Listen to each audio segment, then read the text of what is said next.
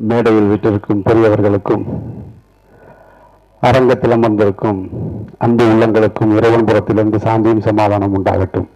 கவிஞர் யுகபாரதி ஆரம்பிக்கும் போது சொன்னாரு, எனக்கு தமிழ் மட்டும்தான் தெரியும், வேற எதுவும் தெரியாதுன்னு. அவருக்கு மட்டும் இல்லை, இங்க நிறைய பேருக்கு தமிழ் மட்டும்தான் தெரியும்.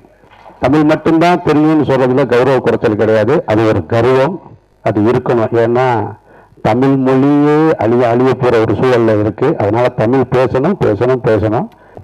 என்னுடைய அன்பு தம்பிகள் சசி, கனி ரெண்டு பேருமே, இந்த ரெண்டு பேரையுமே இவங்க இருக்கிற மேடைகள் எல்லாம் நான் இருக்கேன்.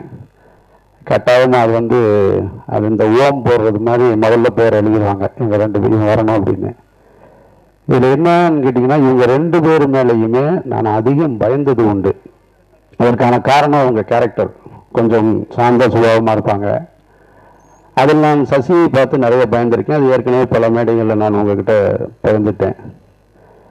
இது முதல் படமே சொந்த படமாக எடுக்கணுன்றிருக்காங்க. நான் அந்த படம் நான் எடுக்கிறதா இருந்தது. அப்புறமா அவன் காலதாமதாக நான் எடுக்கிறேன்னு சொன்னான். எனக்கு என்ன பயம்னா, நான் முதல் படம் சொந்த படத்தை எடுத்து அந்த படம் ஒரு 60 லட்சம் ரூபா நஷ்டமாயிருச்சு.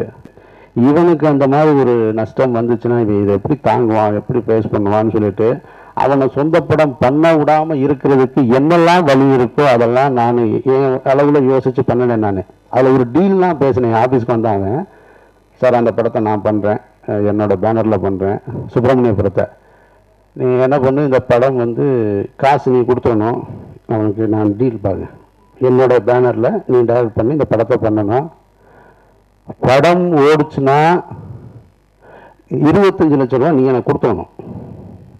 படம் ஓடலைனாலும் படம் ஓடுச்சுன்னா 50 லட்ச ரூபா கொடுத்துடணும். படம் ஓடலைன்னா 25 லட்ச ரூபா நீ எனக்கு கொடுத்துடணும். என்னன்னா நீ டைரக்டர் ஆனதுக்கு 25 லட்ச ரூபா உனக்கு நட்டம்.